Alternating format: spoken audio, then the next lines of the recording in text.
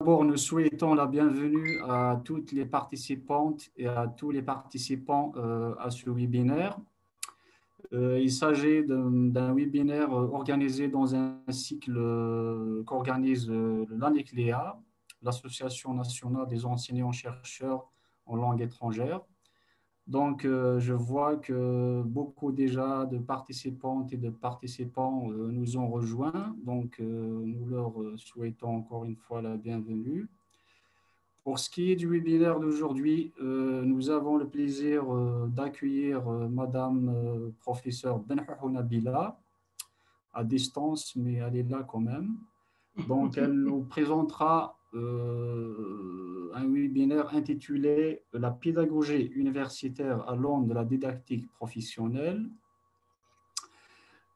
Ces webinaires, vous pourriez, en tout cas, les webinaires précédents ainsi que celui d'aujourd'hui, vous pourriez les trouver sur le compte YouTube de l'ANECLEA. Celui-là sera disponible juste après, juste à la fin de notre séance d'aujourd'hui. Donc, l'Association nationale des enseignants-chercheurs en langue étrangère, abrégée en ANECLEA, a été fondée en mars 2018. Elle regroupe en son sein des enseignants-chercheurs, mais également des étudiants de troisième cycle issus de différentes universités algériennes, mais également d'autres établissements de l'enseignement supérieur. L'ANECLEA mène un travail permanent de réflexion dans tous les secteurs où se déploient les langues étrangères, que ce soit en recherche, en éducation ou bien en formation. Elle mène aussi un travail social, d'orientation et d'insertion professionnelle. Elle cherche à éclairer les débats sur les langues étrangères en Algérie par un regard scientifique. Quant à notre invité d'aujourd'hui, il s'agit du professeur Nabila Benhou. Elle est professeure des universités, enseignante à l'École normale supérieure de Bouzaria à Alger, dont j'ai eu le privilège d'être l'élève il y a juste quelques années. Elle est affiliée au Centre de recherche sociolinguistique sur les francophonies. Elle est membre du réseau RIMAT, réseau maghrébin des technolectes. Elle a rédigé plusieurs articles publiés dans des revues nationales et internationales, mais également dans des ouvrages collectifs qu'on trouve dans presque les bibliothèques de toutes les universités. Elle a commis également des ouvrages, donc elle a intervenu dans des colloques nationaux, internationaux, journées d'études, ateliers, symposiums et autres activités et manifestations scientifiques. Elle a à son actif plusieurs ouvrages, mais je me contenterai peut-être de citer quelques-uns. Donc, Introduction à la didactique des langues, édité chez Konouz al-Hikma à Alger, dont je garde toujours un exemplaire et je le recommande vivement à nos étudiants en didactique, mais également aux enseignants parce que c'est une excellente synthèse des notions incontournables en didactique. Voilà. Bon, elle a aussi publié Enseignement du français en contexte plurilingue aux éditions européennes. Donc ça, c'est pour les problématiques du plurilinguisme qui sont toujours d'actualité en Algérie. Elle s'intéresse également au domaine de la sociodidactique. Elle a également sur Internet des cours assez intéressants que vous pourriez consulter à la fois sur la didactique générale, donc pour les étudiants, nous le recommandons vivement, mais aussi sur l'évaluation. Donc, elle intervient dans ces domaines, mais aujourd'hui, elle s'intéresse également aux problématiques des technolectes, de la pédagogie universitaire, etc. Donc, ici, le propos de sa conférence d'aujourd'hui. Pour ce qui est de la conférence d'aujourd'hui, donc, il s'intitule « La pédagogie universitaire à l'aune de la didactique professionnelle ». Elle est destinée aux enseignants universitaires, mais également aux étudiants de troisième cycle, ainsi qu'aux maîtres assistants, donc les stagiaires, classe B. La conférence abordera des notions clés de la pédagogie universitaire. Ensuite, elle tendra à les contextualiser pour notre pays, c'est-à-dire en Algérie. Elle exposera également des modalités d'accompagnement pédagogique des enseignants débutants. Voilà, donc voilà notre programme. Sans trop tarder, donc je cède la parole au professeur Benhafou Nabila. Professeur, heureux de vous retrouver.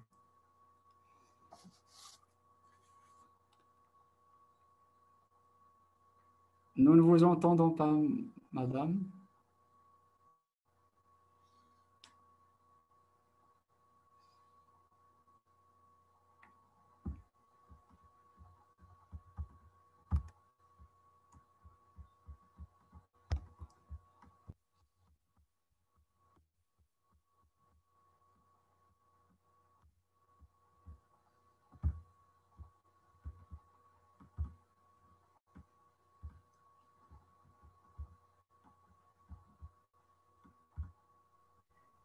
Excusez-moi, Madame Benhafou, il faut réactiver le micro.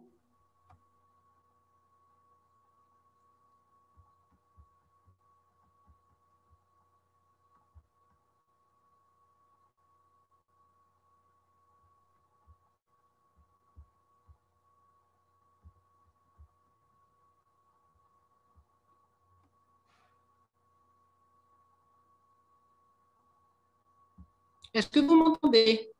Ah, c'est très bien. Très Voilà, bien. ça y est? Très bien, nous vous entendons bien. Bien. Bonjour. Je remercie donc l'association de m'avoir invité à présenter cette conférence sur un sujet qui m'intéresse depuis quelques années. Et j'aimerais souligner d'abord que c'est une de mes étudiantes qui m'a orientée vers ce champ disciplinaire. Et cette étudiante, se trouvant très loin maintenant, elle est en Tunisie, je la salue. Elle peut très bien être en contact, peut-être, par le biais de cette association. Je la salue, c'est Mouhaleb Leila. Et c'est grâce à elle, au moment où, en 2015, j'avais lancé le dernier magistère qu'avait ouvert le ministère de l'Enseignement supérieur et qui portait sur la didactique professionnelle. Je m'y intéresse et c'est elle qui m'avait proposé comme sujet, elle voulait travailler sur la pédagogie universitaire. Et depuis, justement, je m'y intéresse et elle avait fait un très bon travail. Bien sûr, et elle a ouvert le champ, la réflexion à ce champ qui est nouveau quand même par rapport à d'autres champs disciplinaires. Bien, je vais le présenter selon alors selon et ça ne marche pas. Comment on n'arrive pas à dérouler? Très bien. C'est bon? Voilà. C'est bon, on le voit. Voilà, très bien. Alors, je vais d'abord faire une petite introduction, ensuite présenter le contexte universitaire algérien, ensuite la question de ce que signifie enseigner dans le supérieur, pour aborder par la suite la pédagogie universitaire et avec, bien sûr, des propositions. Alors, le mot pédagogie, il est d'usage de l'entendre, surtout le terme pédagogie, de l'entendre assez souvent dans le contexte scolaire pour évaluer, donner son avis ou rendre compte des pratiques pédagogiques des enseignants. Qui n'a pas exprimé ou entendu plusieurs fois dans sa vie scolaire des avis ou des expressions comme c'est un bon enseignant, c'est un mauvais, il est bien, il n'est pas bien, il explique bien, il n'explique pas bien, il est amorphe, on s'ennuie à mourir avec lui, j'ai beaucoup appris, on a du mal à suivre un tel, on n'a même pas besoin de réviser, on sort du cours, on a tout compris. Tous ces tous ces avis, on a pris l'habitude de les entendre concernant les enseignants du domaine scolaire, mais très rarement, ce n'est pas le cas des enseignants universitaires. Il est rare d'entendre ce discours d'opinion les concernant. En général, l'argument le plus souvent avancé est que l'enseignant universitaire, étant plus diplômé et plus gradé que l'enseignant du cycle scolaire, il est hautement qualifié pour enseigner, transmettre les connaissances, diffuser le savoir savant, préparer l'étudiant de manière efficiente à deux domaines, celui de l'accès au marché du travail ou bien à investir le monde de la recherche. Quoique, il faut quand même souligner que ces dernières années, cette notion de pédagogie universitaire, elle commence à toucher l'université algérienne avec la multiplication des universités sur tout le territoire, avec la démocratisation de l'enseignement supérieur, et puis dernièrement, bien sûr, avec le basculement dans le système LMD. Et très récemment, il y a eu un sondage paru dans un article du journal qui fait état de plus de 50% de vacataires dans le corps enseignant dans les universités algériennes. Bien sûr, avec tous ces paramètres, se plaignent de plus en plus aujourd'hui de la qualité des enseignements assurés par les enseignants. C'est vrai qu'aucune étude n'a été faite dans ce sens, il faut le dire, hein, ni au ministère, ni dans les, peut-être pas dans les, je ne sais pas, dans les labos de recherche, dans l'université. En tout cas, c'est un sujet qui devrait être développé en tant que travail de recherche pour voir le corps enseignant universitaire, quels sont les profils des enseignants dans l'université. Nous ne disposons pas de statistiques pour le moment, mais en tout cas, la preuve que cette réflexion autour de la qualité de l'enseignement, elle est arrivée jusqu'au ministère dans la mesure où, depuis 2016, il y a un arrêté ministériel quand même, l'arrêté numéro 932 du 28 juillet 2016, qui fixe les modalités d'accompagnement des enseignants nouvellement recrutés. Donc, c'est pour dire à quel point la question de la pédagogie universitaire intéresse l'institution. Bien. En tout cas, les avis recueillis auprès des étudiants autour de nous, ici et là, qu'on entend dans la bouche de nos étudiants, ils font état d'insatisfaction et ils trouvent que certains enseignants, malgré tous les diplômes qu'ils sont, parce qu'il faut reconnaître que les enseignants confirmés dans leur poste, ils sont ou bien titulaires dans le contexte algérien, alors titulaires d'un magistère ou bien titulaires d'un doctorat, donc un magistère et plus. Je ne parle pas des vacataires, je parle de ceux qui sont confirmés dans leur poste. Eh bien, malgré ces diplômes, certains étudiants trouvent que certains enseignants sont peu ou pas formés sur le plan pédagogique, voire même quelquefois, et c'est problématique, hein, sur le plan des compétences disciplinaires. Donc, on va dire que la question qui dérange et la question qui fâche, c'est pourquoi certains enseignants ayant des diplômes similaires, un magistère ou un doctorat, n'accompagnent pas de la même manière les étudiants.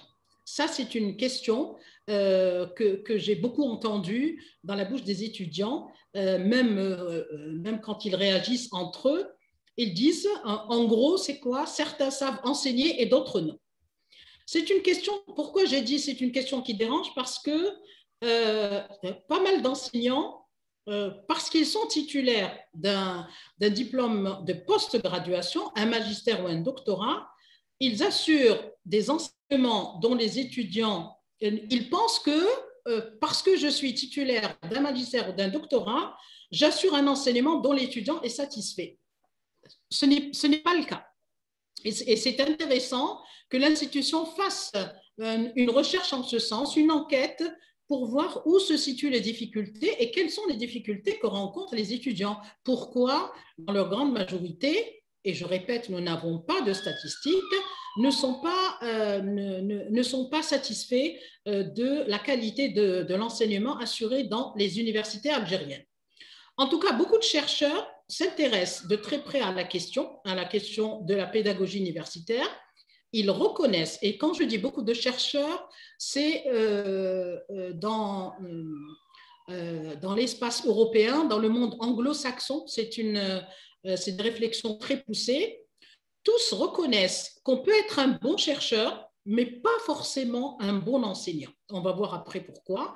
Et les travaux de Nicole Reich-Collet et de Denis Berthiaume le prouvent, qu'il y a eu dans l'espace francophone européen, la Belgique, la Suisse, la France, le Canada, du côté anglo-saxon, beaucoup de recherches ont été faites en ce sens et ils sont arrivés à la conclusion que c'est vrai, certains bons chercheurs ne sont pas tous de bons enseignants. Voilà. Ce qui nous pousse à poser la question clé. Alors, les questions qui s'imposent, c'est qu'est-ce que enseigner à l'université? Qu'est-ce que enseigner dans le supérieur? En quoi consistent les tâches de l'enseignant universitaire? Quelle est la mission de l'université? Que forme-t-elle? Et les diplômes universitaires représentent-ils des compétences et lesquelles? J'aborderai cette dernière question avec une autre dimension et je reviendrai dessus. Alors, dans leur grande majorité, les enseignants universitaires affirment. Alors, qu'est-ce que enseigner? Quand vous leur demandez c'est quoi enseigner en université, très peu de personnes savent vous répondre. En effet, pourquoi? Parce qu'en didactique professionnelle, la catégorie enseignement, le métier enseignant fait partie de ce qu'on appelle des tâches discrétionnaires. Qu'est-ce que c'est qu'une tâche discrétionnaire? C'est-à-dire que vous avez grosso modo les tâches prescrites, on sait grosso modo en quoi consiste la tâche d'enseigner à l'université, mais pour dire comment j'ai fait pour réussir et comment j'ai fait pour être un bon enseignant, on ne peut pas l'exprimer, on ne peut pas mettre en mots les différentes actions qu'on effectue pour avoir un enseignement de qualité. Je reviendrai à la didactique professionnelle tout à l'heure. En tout cas, la grande majorité des enseignants, les enseignants universitaires, ils affirment avoir appris à enseigner en enseignant ou de manière péjorative, on apprend à enseigner sur le tas. Parce qu'il n'existe pas en vérité de formation pédagogique ou de formation continue qui est dédiée aux universitaires. Sauf depuis 2016, donc avec l'arrêté ministériel numéro 932, qui met en place, qui fixe les modalités d'accompagnement les enseignants nouvellement recrutés. Et le ministère de l'Enseignement supérieur a mis en place donc des cours en ligne via une plateforme hébergée par l'Université des Frères Montori de Constantine. Et cette plateforme, il s'agit de cours en ligne, donc au profit de ces enseignants, et elle s'étale sur une année. Ces cours s'étalent sur une année et elle se solde par une évaluation qui donne droit à la confirmation ou non au poste. Maintenant, depuis 2016, je ne sais pas si il y a une étude qui permet de mesurer l'apport et l'impact de cette formation sur le rendement et la qualité de l'enseignement et même sur le développement professionnel de l'enseignant lui-même, c'est-à-dire l'enseignant nouvellement recruté qui a été confirmé dans son poste. Jusqu'à présent, on ne sait pas si les cours en ligne via cette plateforme lui ont servi et de quelle manière.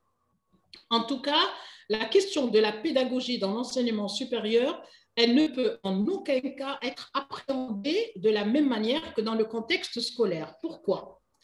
Parce que la réalité, c'est que bon nombre d'enseignants universitaires viennent du monde scolaire, c'est-à-dire qu'ils ont enseigné dans le système éducatif. Ceux-là, ils ont développé des pratiques pédagogiques, c'est vrai, mais ils déplacent ces pratiques pédagogiques telles quelles à l'université. Sauf que c'est deux missions différentes. les pratiques pédagogiques dans le monde scolaire et dans le système éducatif, les finalités ne sont pas les mêmes. Dans le contexte scolaire, le système éducatif, il vise à préparer les élèves à suivre des formations universitaires, donc à aller à l'université, tandis que dans le contexte scolaire, l'objectif est de préparer l'étudiant à la vie active et professionnelle et aussi à la recherche. Donc, le fait de déplacer des pratiques pédagogiques scolaires à l'université ne prouve pas que l'enseignant universitaire a développé des pratiques pédagogiques qui donneraient un enseignement que l'étudiant évaluerait de positif. Pourquoi? Parce que l'étudiant, c'est un adulte. On a affaire à un adulte et la mission de l'université, ce n'est pas la même chose. Justement, quelle est la mission de l'université? Alors, pour que l'enseignant sache qu'est-ce qu'on attend de lui et comment il doit enseigner, quelle pratique pédagogique. L'université, c'est le lieu où on diffuse et on transmet le savoir, et aussi c'est le lieu où on produit le savoir. Bien sûr, c'est un savoir savant. Quel savoir? C'est un savoir savant. Pourquoi? Dans le but, d'un côté, de former les étudiants au savoir savant, c'est tout à fait normal, parce que les diplômes universitaires ce sont des diplômes qui sont destinés au terrain socio-économique, et donc ils visent l'employabilité et le savoir savant.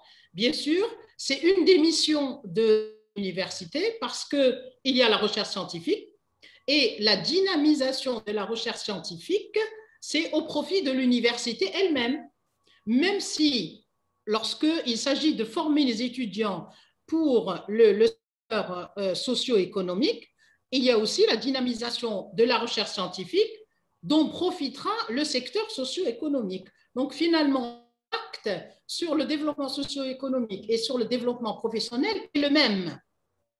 Ce savoir savant qu'on va diffuser ou qu'on va produire étant enseignant-chercheur, parce que les enseignants universitaires, ils ne sont pas tous enseignants-chercheurs. Un enseignant-chercheur, il évolue donc dans un cadre où il y a de la production scientifique. Cette production, s'il n'y a pas de production scientifique, on ne peut pas qualifier l'enseignant universitaire d'enseignant-chercheur. L'enseignant, c'est par on l'évalue par les productions scientifiques. En tout cas, ce qu'il faut dire, c'est que l'enseignant universitaire, il remplit une double tâche, une double fonction.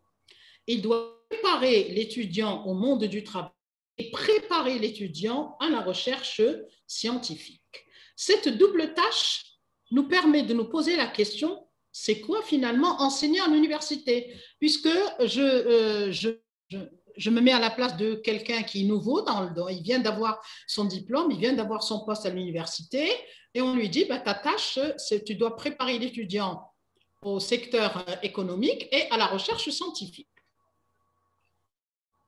À ma connaissance, il n'existe pas d'enseignants nouvellement recrutés ou autres qui un jour se posent la question en quoi consiste l'enseignement à l'université. Et ça, c'est important de le savoir. C'est la raison pour laquelle je vous envoie tous vers la NAM, la nomenclature algérienne des métiers et emplois. Vous avez le site ici, en face de vous, et la NAM, la nomenclature algérienne des métiers et emplois, elle définit les tâches des différents métiers dans tous les domaines. Vous avez d'ailleurs, vous cliquez sur la page d'accueil sur les domaines, vous avez médical, bancaire, ingénierat, administration, enseignement, il y a tout. Dans enseignement, vous avez deux pôles. Il y a l'enseignement dans le système éducatif, donc ça ne nous concerne pas, et vous avez enseignement supérieur. Et la fiche qui concerne l'enseignement supérieur, là, que vous avez en bas de l'écran, la fiche 01501, et elle définit les tâches de l'enseignant universitaire. Là, voilà. On a des appellations. la première remarque qu'on va faire, c'est que certaines appellations, ça c'est une fiche qui doit être actualisée et aux autorités de la tutelle, l'enseignement supérieur qui doit actualiser cette fiche puisque vous avez chargé de cours, ça n'existe plus. On a chef de département de l'enseignement supérieur, c'est une fonction administrative. On a enseignant-chercheur, mais on ne sait pas. On a maître assistant à l'enseignement supérieur classe A, maître assistant à l'enseignement supérieur classe B. Là aussi, c'est celui qui est nouvellement recruté et qui disposait d'un certain moment du diplôme de magistère. Maintenant, le diplôme de magistère n'existe plus. Donc, on a plutôt le maître de conférence B et A. B lorsqu'il est titulaire d'un doctorat et A lorsqu'il est habilité à diriger les travaux de recherche. Vous avez professeur dans l'enseignement supérieur et vous avez professeur des universités, mais l'explication, quelle est la différence entre tous ces biens. Quand on va vers la définition du métier d'enseignant du supérieur, regardez ce qu'on vous dit. Il dispense un enseignement auprès d'étudiants selon un programme préétabli, selon la spécialité au sein d'établissements universitaires. Peut réaliser et superviser des travaux de recherche universitaire, peut diriger une structure, une unité de recherche. Tout ça pour un enseignant universitaire nouvellement recruté, ça reste vague. Alors, accès à l'emploi, on vous dit que c'est un métier accessible à partir d'un magistère de recherche, donc vous voyez qu'il faut l'actualiser. Aujourd'hui, c'est avec un doctorat, de procédures spécifiques à la promotion, etc. Les conditions de l'exercice, elle s'exerce au sein d'établissements universitaires quand il peut intervenir dans le cadre de la formation en face à face, à distance, en alternance, collective, individuelle. Il y a plusieurs modalités. Et puis, on va voir les activités de base. Que fait-il? On vous dit, sa tâche consiste à préparer les cours d'enseignement selon le programme et le volume horaire requis. Bien. Enseigner les connaissances et techniques. On ne sait pas quelle technique. Les connaissances, d'accord, c'est le savoir savant, c'est clair.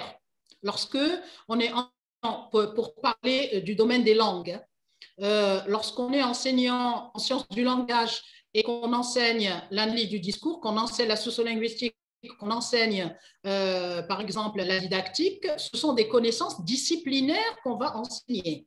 Les techniques, je ne sais pas lesquelles. Animer des cours, est-ce qu'un enseignant universitaire, on lui explique comment animer un cours?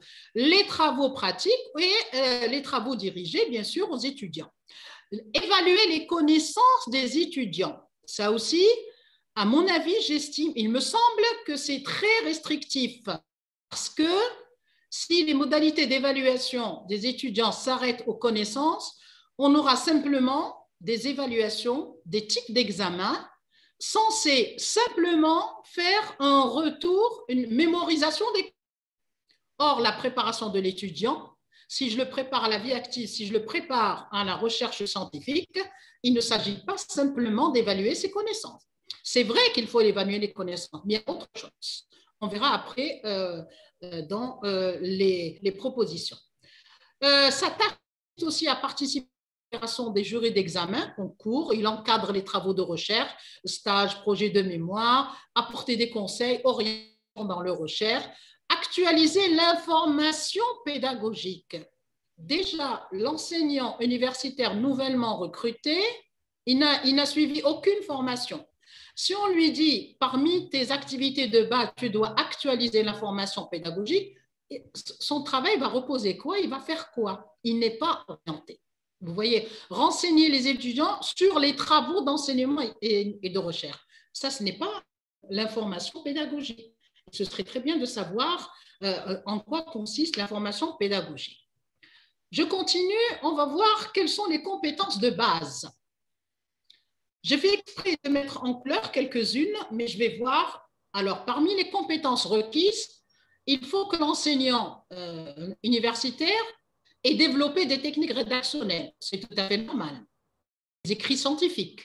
Déjà, s'il est recruté à partir d'un diplôme universitaire, il a déjà fait une thèse ou un mémoire de magistère, qui a été validé par un jury scientifique, une instance scientifique. Donc, il a déjà développé des techniques rédactionnelles, lesquelles le discours universitaire. Il maîtrise la rédaction des écrits scientifiques. Technique pédagogique, j'ai mis des points d'interrogation parce qu'on ne sait pas ce que c'est. On lui dit, tu dois avoir comme compétence de base des techniques pédagogiques. Je me mets à la place de quelqu'un qui vient tout juste d'avoir son doctorat dans le système LMD. Il a été recruté à l'université, il n'a jamais enseigné. On lui dit, tu dois avoir comme compétence de base des techniques pédagogiques. Lesquelles? On n'a rien.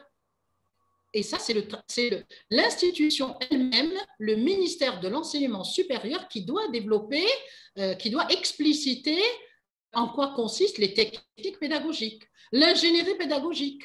Il vient d'être, si cet enseignant vient tout juste d'avoir un diplôme, un doctorat, où est-ce qu'il a appris les techniques pédagogiques, où est-ce qu'il aura développé cette ingénierie pédagogique? La question reste activité spécifique. On lui dit, il va enseigner une discipline. Exemple, anthropologie, biologie, chimie, langue, littérature, etc. Il doit mener des travaux, c'est clair, des travaux de recherche, publication, etc. Il a déjà comme activité méthodologie de la recherche. Il peut diriger une recherche, diriger une structure, c'est vrai, coordonner l'activité. Les mots soulignés, je les ai soulignés parce que ce sont des verbes d'action qui justifient exactement les activités spécifiques de l'enseignant. Mais les autres, c'est quoi les techniques de communication? Les connaissances de base en gestion administrative et comptable. Un enseignant universitaire, parmi les activités spécifiques, ça concerne l'administration. Et donc, ici, la comptabilité et l'administration n'ont rien à voir avec un enseignant-chercheur. Les techniques d'animation d'une équipe, où est-ce qu'il va? S'il n'y a pas, en vérité, quand je lis cette fiche, si ce n'est pas l'institution elle-même, l'université ou autre, qui assure cette formation, on se pose la question, où est-ce qu'il va les développer, cet enseignant universitaire? En vérité, quand on compare cette fiche à celle d'autres pays, là où la recherche universitaire, en pédagogie universitaire est très développée, il y a quelque chose qui manque, c'est qu'il possède des compétences pédagogiques. Et ce possède des compétences pédagogiques, justement, c'est un facteur déterminant pour assurer un enseignement de qualité. Donc, les tâches, elles sont multiples, elles sont diversifiées, mais identifiées et pas clairement définies pour l'enseignant nouvellement recruté. Et ça, à mon avis, il y a du travail à faire et ce serait très bien si une cellule au sein du ministère de l'Enseignement supérieur s'occupe de revoir la fiche de la NAM, de la nomenclature algérienne des métiers à emploi, pour redéfinir, expliciter plus clairement les tâches et faire en sorte que, en plus de l'arrêté numéro 932, qu'on mette en place justement à partir de tâches clairement définies, ce qu'on appelle en didactique professionnelle les tâches prescrites, qu'elles soient clairement définies pour que les gens qui s'y intéressent, ceux qui ont envie de mettre en place un dispositif de formation, qu'ils sachent quel contenu mettre pour l'enseignant nouvellement recruté. Bien. Alors, qu'est-ce que la pédagogie universitaire? La pédagogie universitaire, est-ce qu'on peut la définir? Et comment expertiser des pratiques pédagogiques? Parce qu'à la limite, s'arrêter sur les avis des étudiants, c'est un enseignant qui explique bien, c'est un enseignant qui fait bien son cours, ce n'est pas suffisant. Alors, quels sont les critères qu'on peut mettre en place pour évaluer des pratiques pédagogiques universitaires? Elle recouvre quels paramètres et on définit la pédagogie universitaire à partir de quoi? Alors, d'abord, il faut savoir que c'est un champ de recherche. L'espace francophone, il est très nouveau. C'est uniquement au début des années 60, grâce aux travaux de Pierre Bourdieu et Jean-Claude sociologie et à Gaston Bialaré dans le domaine des centres de l'éducation. Par contre, dans le monde anglo-saxon, la pédagogie universitaire, elle est plus développée et elle a vu le jour au XXe siècle, surtout dans les sciences dures, et on avait remarqué on avait clairement défini l'apprentissage par petits groupes interactifs et ça a donné beaucoup de résultats. On va voir qu'un mot-clé auquel peu de personnes adhèrent, c'est le mot apprendre. À l'université, le mot apprentissage, on parle d'enseignement, mais très rarement d'apprentissage. En tout cas, avec l'implantation dans le contexte universitaire algérien, avec l'implantation des démarches qualité dans le système LMD, la pédagogie universitaire, elle touche deux choses. L'évaluation des enseignements, donc l'évaluation des contenus. Il faudrait aussi qu'il y ait une instance qui évalue les contenus à enseigner. Répondent-ils aux objectifs de la formation? Répondent-ils aux objectifs du diplôme lui-même? Et surtout, l'évaluation des modalités d'enseignement. Comment on enseigne ces contenus? Alors, une question clé qui dérange aussi les enseignants universitaires, qu'on pose peut-être rarement ou qu'on ne pose pas du tout. Qu'est-ce que les étudiants ont appris avec moi aujourd'hui dans le cours? Ça, c'est une question clé. Pourquoi? Parce qu'il y a un apprentissage formel, il y a un apprentissage de surface, il y a un apprentissage en profondeur. Je pose souvent cette question à mes étudiants. Pourquoi? Parce que ces dernières années, j'assiste à un phénomène que je trouve en dissonance totale avec le cadre universitaire. C'est qu'on parle, avant les examens, d'assurer des révisions. Comment peut-on parler de révision dans un contexte universitaire? C'est quoi? On révise quoi? Ça veut dire qu'il est basé sur la restitution des savoirs. Et c'est la raison pour laquelle on voit les étudiants en train d'apprendre par cœur. Mais on apprend par cœur quoi?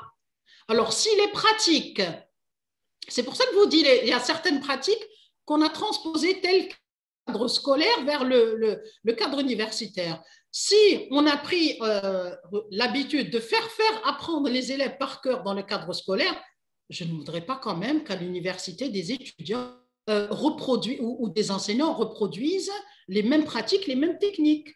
Sinon, c'est un étudiant qu'on a formé à quoi? Si c'est pour apprendre par cœur. Non, c'est vrai qu'on est là pour enseigner un savoir-savoir, mais il y a autre chose à enseigner. Il n'y a pas que le savoir-savoir. Donc, à l'université, dorénavant, dans les pratiques pédagogiques et en pédagogie universitaire, il y a un couple qu'on va mettre, qui est inséparable, c'est enseignement et apprentissage. Le mot apprentissage a sa place pour poser la question, à chaque fois se poser et poser la question, qu'est-ce que les étudiants ont appris avec moi dans ce module? Et ce n'est pas les examens, attention, les examens tels qu'ils se déroulent.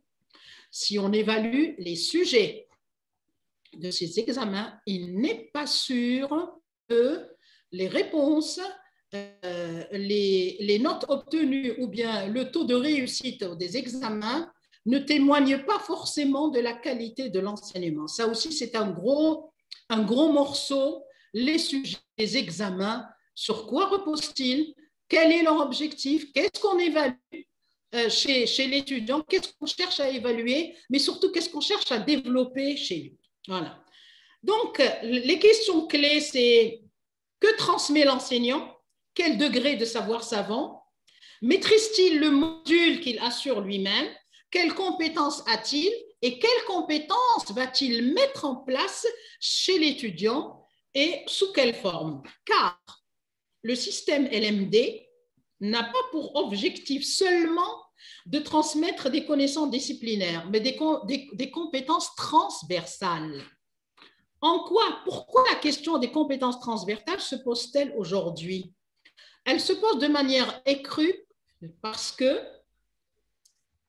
aujourd'hui, sur le terrain, les nouveaux diplômés et il n'y a pas que les enseignants universitaires, hein, tous les terrains, les personnes qu'on recrute, donc les personnes chargées de recruter les nouveaux diplômés se plaignent du manque de compétences des diplômés universitaires. Je donne un exemple. L'école supérieure des banques, bien sûr, vous savez très bien que c'est une école de prestige, avec les étudiants qui en sortent sont récupérés directement dans les banques et ils sont formés pour travailler dans les banques, mais les directeurs des banques se plaignent aujourd'hui du manque de compétences. C'est valable dans le monde médical. Pourtant, presque toute la formation médicale se fait sur le terrain, dans les hôpitaux. Mais une fois qu'il a obtenu son diplôme et qu'il commence à travailler, ses confrères, s'il travaille dans une structure collective, hôpital, clinique, autre, ils se plaignent de son manque de compétences. Le mot manque de compétences pour le nouveau diplômé, ça a touché beaucoup de secteurs d'activités socio-économiques. Grande aux universités, la question des compétences, elle se pose. Et les compétences transversales, elles sont là. Qu'est-ce qu'on appelle compétences transversales? C'est la capacité de résoudre des problèmes dans des situations inédites.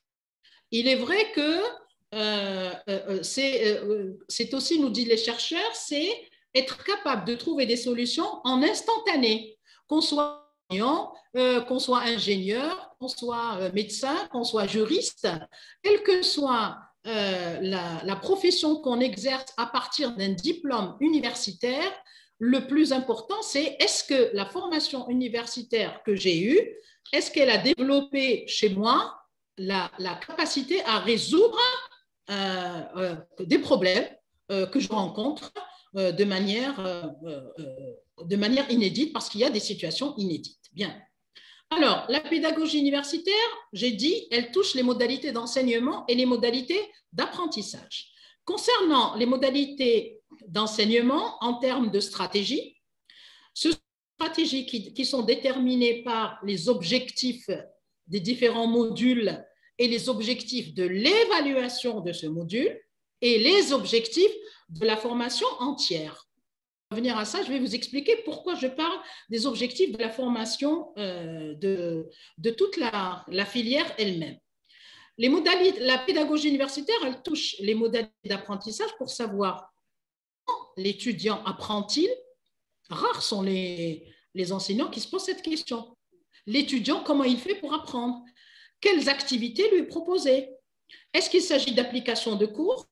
Est-ce que je favorise des activités qui développent chez lui le transfert des connaissances ou celles qui favorisent la résolution des problèmes? Et c'est vrai que rares sont les enseignants qui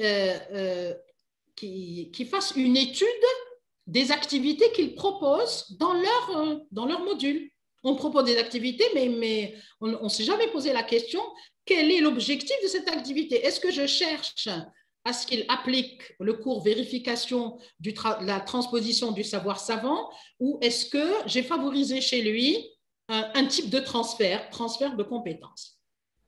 Et je le répète, comme je l'ai dit tout à l'heure, la réussite de l'étudiant à un examen n'est pas un indicateur de stratégie d'enseignement ou de qualité d'enseignement.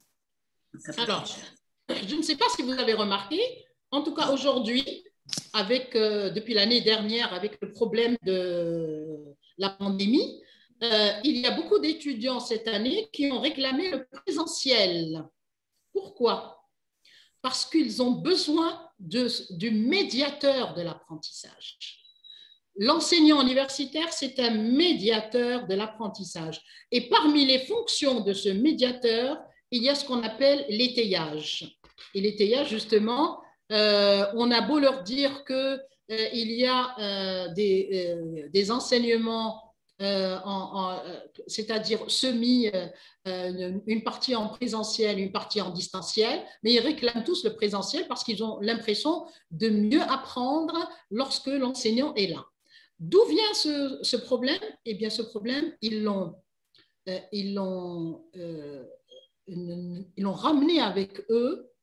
C'est le problème de manque d'autonomie. Et déjà, le système éducatif n'a pas développé chez les élèves cette autonomie dans l'apprentissage, ce qui fait que même à l'université, ils ont besoin de ce tuteur, de ce médiateur pour apprendre. Si l'université ne met pas en place un dispositif de formation continue pour aider ces enseignants à mieux prendre en charge l'apprentissage des étudiants, je crois, et surtout apprendre à l'étudiant à être autonome, cette formation continue, elle n'aura pas sa place. Elle doit être axée sur des pratiques pédagogiques qui mettent comme mot d'ordre agir. Il faut agir sur l'étudiant, agir sur son développement, agir sur sa réaction, sa réactivité. Alors, la question clé, est-ce qu'il y a un modèle? Non, il n'y a pas de modèle. Voilà, il n'y a pas de modèle car on n'enseigne pas les sciences dures comme on enseigne les sciences humaines, on n'enseigne pas les sciences humaines et sociales comme on enseigne les langues, on n'enseigne pas une langue. Aujourd'hui, par exemple, dans différents départements, puisqu'on est dans l'association des langues, ce serait intéressant, j'ai pris comme exemple tous les départements des langues qui existent dans les universités algériennes. Il y a des départements d'arabe, de français, anglais, bon, allemand, italien, tamazight, russe, turc, etc. Mais pour quelle finalité? Ces départements de langue, ils destinent à quel secteur d'activité? C'est très important. À l'enseignement. Vous allez me dire, pour la grande majorité, ils vont enseigner. En vérité, ce ne sont pas des licences d'enseignement. Ce ne sont pas des licences d'enseignement et c'est la raison pour laquelle ni les modalités d'enseignement ni les modalités d'évaluation ne peuvent être les mêmes. La pédagogie universitaire, elle est tributaire des objectifs de la licence, des objectifs du master. Quelles sont les finalités des formations universitaires en accord avec les besoins socio-économiques? Bien. Autre problème qui se pose dans la pédagogie universitaire, c'est ce problème dans le système LMD de la gestion des grands groupes. Il est vrai que si on met en place, parce que j'ai quelques propositions, on va voir quelques propositions de pédagogie universitaire, si j'ai des groupes, comme j'entends dans certaines universités, de 80, on ne peut pas travailler avec un groupe de 80. Si c'est, par exemple, un apprentissage par petits groupes interactifs. Les 80, comment on va organiser tout ça? L'autre problème qui se pose aujourd'hui dans l'université, c'est le problème des orientations. L'orientation des étudiants. Ils sont orientés en fonction des résultats obtenus au baccalauréat, sachant que les examens nationaux, y compris le baccalauréat, ne répondent pas eux-mêmes aux objectifs de l'institution elle-même. Donc, la motivation, elle sera quelque peu réduite. Tout ceci, donc, incite à un changement de paradigme. Le changement, justement, il y a la didactique professionnelle qui nous donne les clés. La didactique professionnelle, vous avez des auteurs clés, Pierre Pastré, Patrick Mayenne et Gérard Vergniaud. Alors, Pierre Pastré, bien sûr, est un enseignant, était ex-directeur du CNAM, le Conservatoire national des arts et métiers à Paris. C'est une discipline nouvelle, née au début des années 90 et qui a pour objectif de développer des compétences professionnelles. Elle a pour objectif donc d'analyser le travail en vue du développement professionnel et de mettre en place un dispositif de formation continue. Pourquoi la didactique professionnelle? Justement parce que les professionnels eux-mêmes s'inquiètent du manque de compétences des nouveaux diplômés. Alors, qu'est-ce qu'on peut avoir comme en pédagogie universitaire comme type d'apprentissage qui permettent de développer enseignants nouvellement recrutés? Alors, vous avez l'apprentissage par expérimentation. C'est ce qu'on appelle une recherche-action. C'est-à-dire que je vais mettre en place des contenus, je vais les expérimenter dans un petit groupe et je vais voir avec enregistrement et tout, ce que ça donne au niveau des étudiants avec une grille d'évaluation, avec des critères, des paramètres qui sont posées d'un commun accord entre l'enseignant et le petit groupe d'enseignants. C'est une recherche-action qui peut donner des résultats. Je peux apprendre mon métier par observation. Qu'est-ce que c'est l'observation? Un enseignant universitaire nouvellement recruté peut aller observer des pratiques chez un collègue, observer la pratique d'enseignant plus expérimenté que lui. On peut mener aussi des entretiens, différents types d'entretiens, des entretiens de compréhension ou des entretiens d'explicitation qui permettent peut-être de mieux appréhender les pratiques pédagogiques. Alors, les entretiens de compréhension, les entretiens d'explicitation, l'idée, c'est que dans les grandes, dans tout l'espace où ces différentes modalités de pratique pédagogique ont été expérimentées, c'est qu'on mène des entretiens avant la séance assurée par l'enseignant et après. Avant, dans le but de recueillir tout ce qu'il sait de la tâche prescrite, ce qu'il prévoit de faire, quels sont les objectifs, et après, pour qu'il fasse un retour réflexif sur ses propres pratiques. Et donc, il fait, je ne dirais pas de l'auto-évaluation, mais simplement une évaluation qui est partagée entre lui et la personne chez qui il est allé faire des observations. Ou alors, le contraire.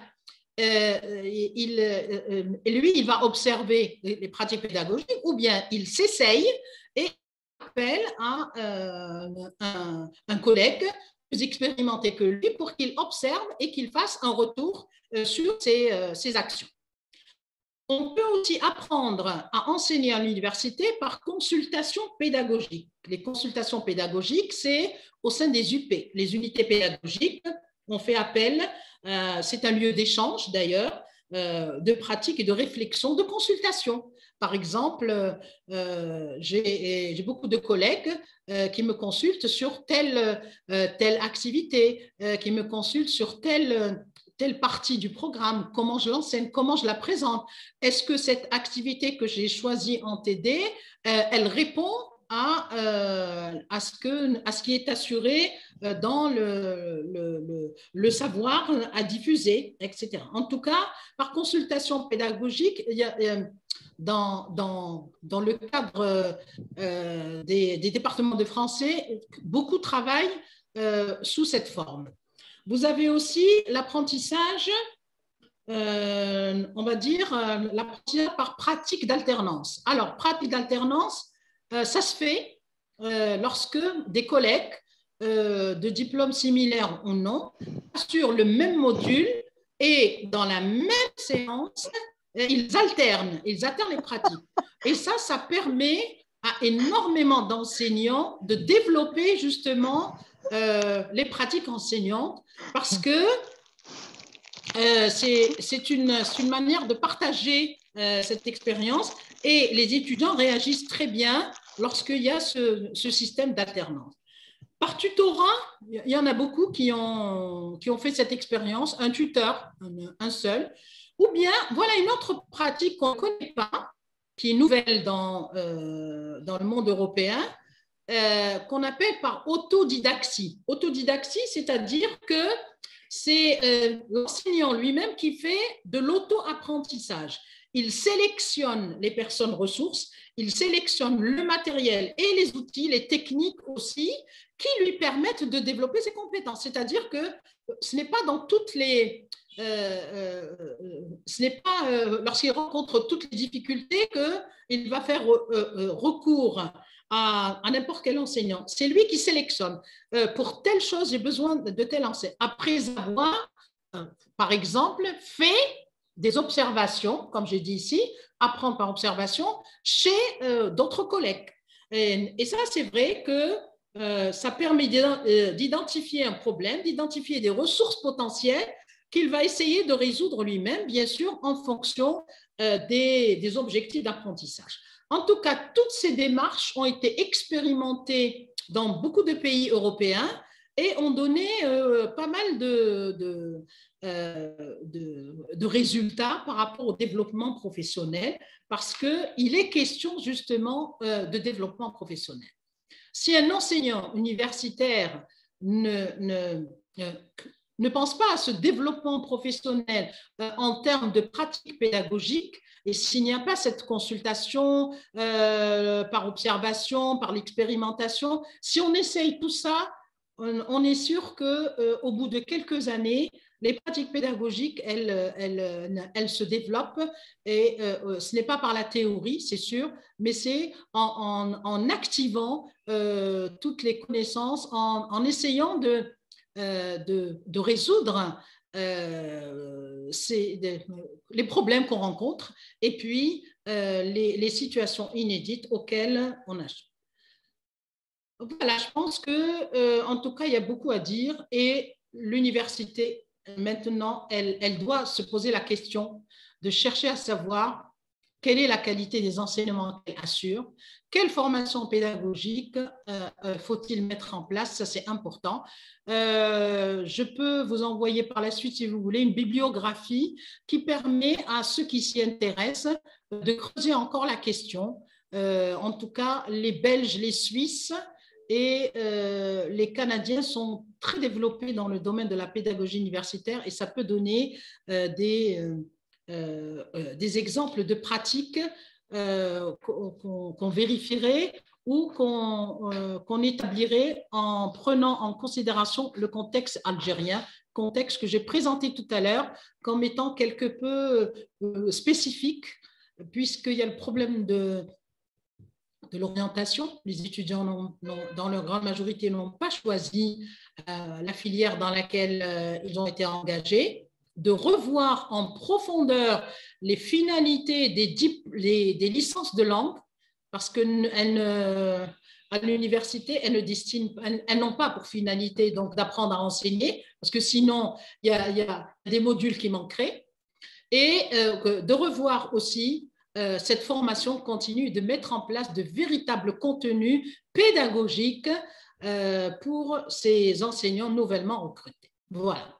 Je vous remercie, et j'attends maintenant vos réactions, vos questions, et je suis disposée à répondre à vos questions.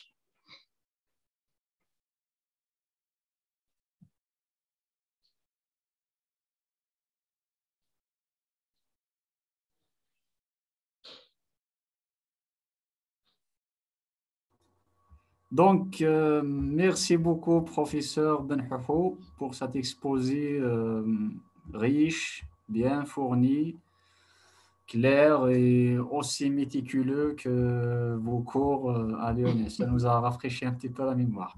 Merci. Donc, peut-être on va ouvrir le débat pour les participants pourraient peut-être nous envoyer leurs questions ou peut-être intervenir directement s'ils le souhaitent. Oui. Mais déjà, pour un début, je voudrais vous poser une question. C'est que tout à l'heure, vous avez parlé des textes de l'arrêté qui fixe les modalités d'accompagnement des enseignants qui datent de 2016. Oui. Donc, la question se pose. L'université algérienne a ouvert, elle a ouvert en 62, mais elle existait bien avant. Bon, oui. L'université d'Alger, c'était déjà en 1909, elle avait ouvert ses portes. Donc, au cycle primaire, au cycle moyen, au cycle secondaire, nous avons eu des écoles, enfin des instituts, des ETE, etc., il y a déjà des années. C'est-à-dire que la formation des formateurs s'est mise en place il y a déjà des décennies.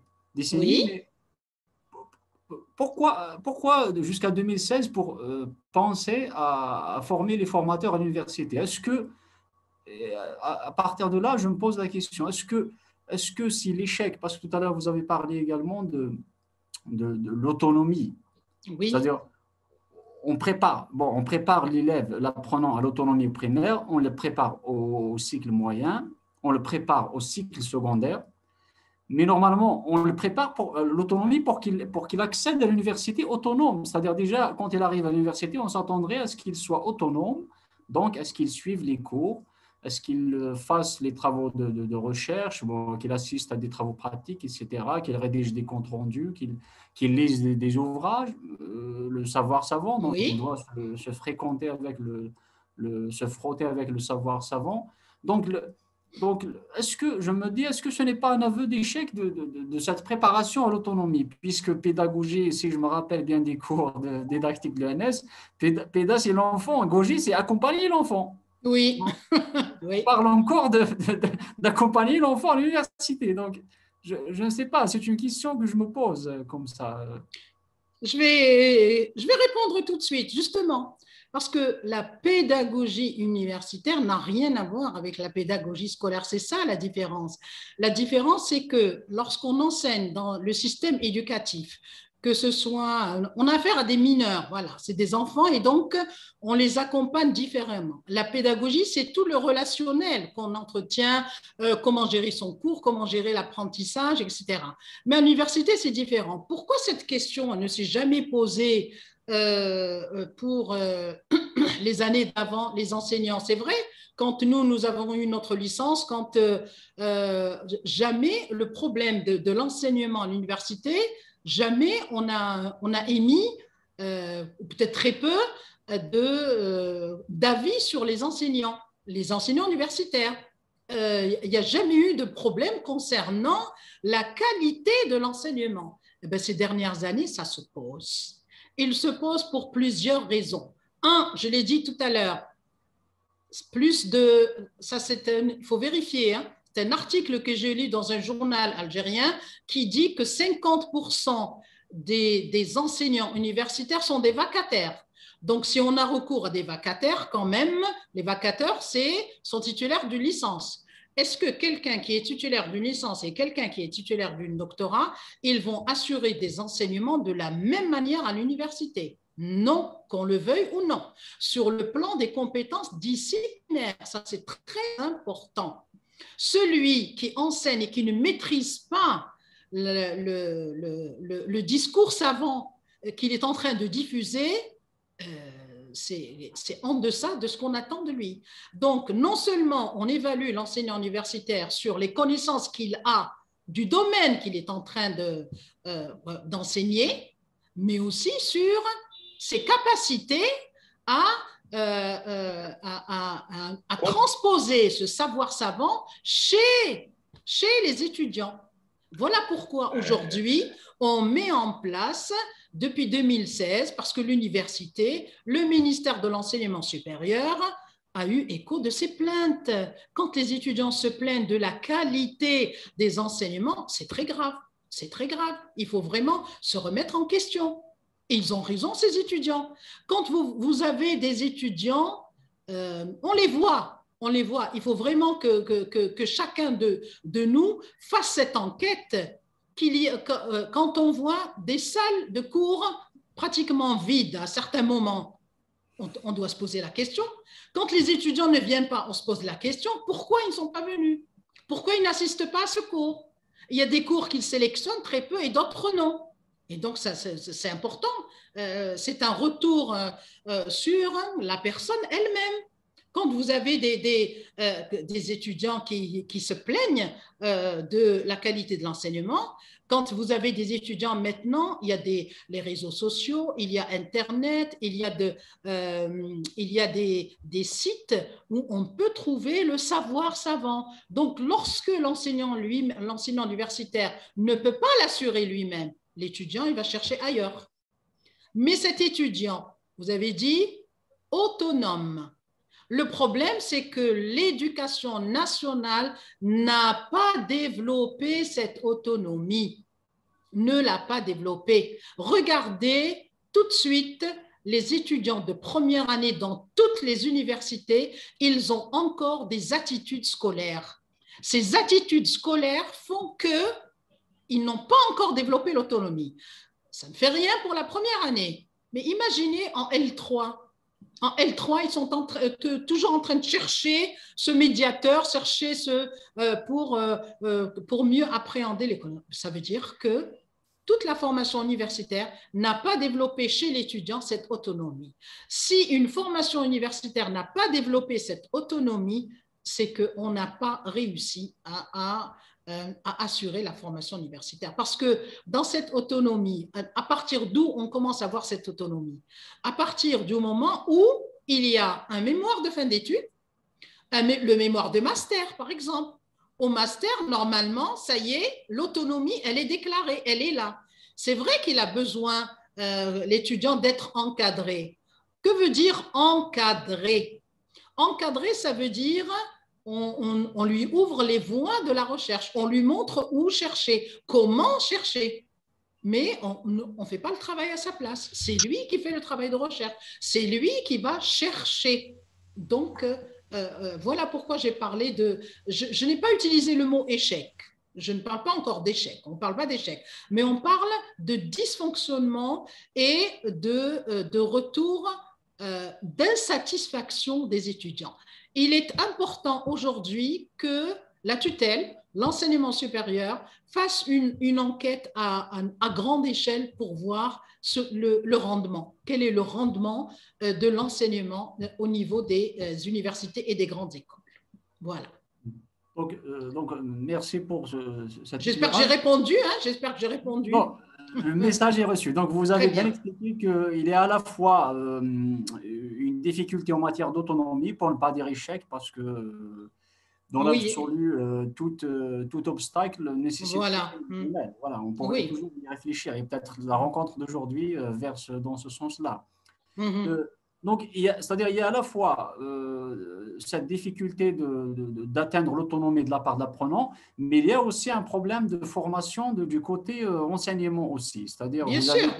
Voilà, c'est-à-dire il y a un manque, on va dire un manque d'effectifs, carrément. Oui. C'est sûr. Des fois, madame, je me demande, est-ce qu'il n'y a pas aussi les retombées de cette volonté, de ce désir de la part des pouvoirs publics, qui est tout à fait, je dirais, légitime, de faire accéder toute la population à on va dire, à une formation de type universitaire. Oui, mais la formation… Oui. J'entends par là la massification, c'est-à-dire de démocratiser aussi l'enseignement, qui est tout à fait légitime. Mais c'est légitime de donner tout le monde, bien sûr, a le droit de faire des études universitaires. Mais il faut préparer les enseignants pour accueillir la massification de la population, assurer un enseignement de qualité. Même pour la masse, on peut. Et c'est pour ça qu'il y a des modalités, justement, de formation continue qui permettent de prendre en charge la massification. Ce n'est pas le nombre qui pose problème, mais c'est simplement les modalités d'enseignement par rapport à ça. Oui, bien sûr. Exact. Voilà, donc nous aurons compris donc que la pédagogie universitaire n'est pas ici pour dire qu'il y a eu échec, mais plutôt pour accompagner c'est surtout pour accompagner. Voilà. Moi, je n'utilise pas le mot échec et je ne parle pas d'échec, il n'y a pas d'échec. On est en perpétuelle construction. Donc, pourquoi parler de peut-être un décalage, peut-être un dysfonctionnement, mais il y a toujours des solutions, il y a toujours des modalités de régulation des problèmes qu'on peut rencontrer. Absolument. Voilà. Donc, je ne sais pas s'il y a… Il y a M. Askri qui a demandé à intervenir. Voilà, peut-être on va lui céder la parole. Oui. On va juste lui demander d'activer le micro, d'activer son micro. Activer son micro. Voilà, Monsieur Askri, vous avez la parole, c'est à vous. Merci beaucoup de m'avoir donné la parole. Alors, avant de réagir, j'aimerais bien vous remercier d'avoir créé cet espace. Déjà, je suis très heureux de revoir Madame Benhouhou. Est-ce que vous arrivez à m'entendre? Ça va? Oui, on entend très bien. On t'entend très bien, oui. Alors, donc, merci beaucoup de m'avoir donné déjà cette occasion pour revoir Madame Benhouhou et aussi d'intervenir sur un sujet très, très important, la pédagogie universitaire. D'ailleurs, ça me concerne directement puisque je suis nouvellement recruté à l'université. Donc, ça me touche vraiment, à quoi je pense maintenant sur mes pratiques pédagogiques et tout. Alors, moi, je veux intervenir sur 2 points. Le premier point par rapport à la formation qu'on nous a demandé de faire avant d'être confirmés dans nos postes respectifs. Alors, par rapport à l'efficacité de cette formation, jusqu'à présent, je ne sais pas à quel point cette formation a été vraiment efficace pour moi, mais en tout cas, ça m'a permis de revoir mes pratiques surtout par rapport donc, à la formulation des objectifs de mes cours et par rapport au système d'évaluation que je dois adopter pour mes évaluations. Voilà. Donc, ça, c'est par rapport à la formation de Constantine. Deuxième point, c'est plus une réaction. C'est vrai que cette question de révision, quand on nous a demandé de faire des séances de révision avec les étudiants, ça m'a étonné. Je me suis dit, moi aussi, j'en ai ri. Moi, j'en ai ri quand on parle de révision à l'université. Moi, j'en ris. C'est quoi ça? D'ailleurs, je ne savais pas, quand on nous a demandé de faire des séances de révision, je ne savais pas quoi mettre dans ces cours de révision parce que pour moi, un étudiant, révision, c'est dans le monde scolaire, ce n'est pas dans le monde universitaire. Très bien. Alors, ça, c'est par rapport à cette question de révision ou à cette question d'autonomie qui manque un petit peu dans la pédagogie universitaire. Alors, il y a quand même certaines pratiques à l'université. D'ailleurs, c'est le directeur qui nous a fait remarquer que, par exemple, dans le département de français, il nous a dit que l'enseignant universitaire ne sait pas encore c'est quoi sa tâche. Sa tâche ne consiste pas à faire juste son cours et partir. C'est un enseignant-chercheur et il doit aussi participer à des manifestations scientifiques et tout. Donc, ça revient un petit peu à ce que vous avez déjà dit par rapport aux tâches de l'enseignant universitaire. Voilà, donc c'est ce que je voulais dire. Je vous remercie de m'avoir donné la parole. Et puisque c'était ma première, donc je suis vraiment désolé, je suis un peu stressé, quoi. Justement, Monsieur Askari, c'est un bel exemple des enseignants nouvellement recrutés. Lui-même ayant été formé à l'ENS, donc il a fait son parcours dans le monde scolaire, mais heureusement qu'on l'a récupéré pour la recherche, voilà, et qu'il a été récupéré, on va dire, à l'ENS de Mostaganem. Mais en tout cas, les pratiques, il a dû voir que les pratiques pédagogiques dans le monde éducatif ne sont pas les mêmes lorsqu'il est enseignant universitaire.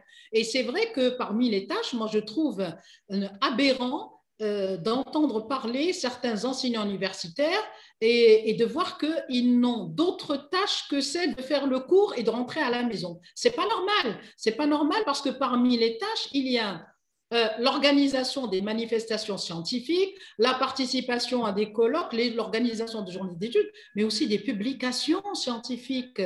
On se pose la question, un enseignant universitaire, normalement, on le met sur une balance par rapport à ce qu'il a produit comme écrit scientifique, comme publication, et les publications, elles sont destinées justement aux étudiants, à former les étudiants. Ça fait partie de la formation étudiantine, les écrits. Qu'est-ce qu'il a produit, cet enseignant universitaire? Bien sûr, pour ses étudiants et pour la communauté étudiantine de manière générale. C'est vrai que dans les sciences humaines, c'est un peu particulier, mais dans les sciences dures aussi, hein, dans les sciences dures, il y a, on attend à ce qu'il y ait, ils ont même des brevets, voilà, pour des recherches, pour des produits, etc. Que, bon, c'est peut-être pas le cas pour les sciences humaines, mais en tout cas, sciences humaines de manière générale et les langues, on a aussi des productions scientifiques qui peuvent servir à la formation des étudiants. Voilà. Je ne sais pas s'il y a d'autres questions, d'autres réactions. Moi, je vois une question là qui est écrite. Quelle place pour la vocation? Voilà, dans le métier d'enseignant universitaire. Je ne sais pas ce qu'on entend par vocation. Est-ce que c'est un don? Est-ce qu'on parle de don? Alors là, à ce moment-là, on se dit, alors, où est la formation pédagogique? Mais la vocation, je ne sais pas. Est-ce que ça veut dire que je suis douée pour enseigner à l'université et quand je ne suis pas douée, alors je fais quoi? Voilà. Donc, là aussi, je ne vois pas très bien ce qu'on met derrière le mot vocation. La vocation dans le métier, non. Tout métier passe par la formation, on se forme. On a besoin, autant notre métier d'enseignant universitaire, c'est de faire apprendre, autant nous aussi enseignants, nous apprenons le métier d'enseignant, ça s'apprend. Voilà.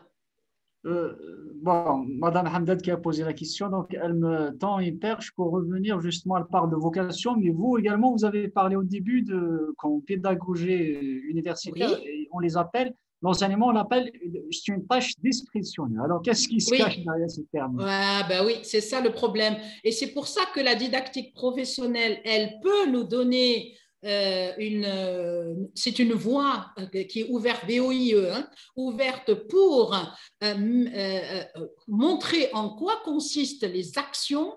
Lorsque j'ai mis tout à l'heure apprentissage par observation, apprentissage par expérimentation, apprentissage par, justement, quand on va assister à plusieurs cours, on peut dégager qu'est-ce qui se cache derrière les pratiques qu'on évalue comme étant, c'est-à-dire positives, celles qui forment l'étudiant à la résolution de problèmes, etc. C'est en observant plusieurs pratiques. Les observations, elles servent.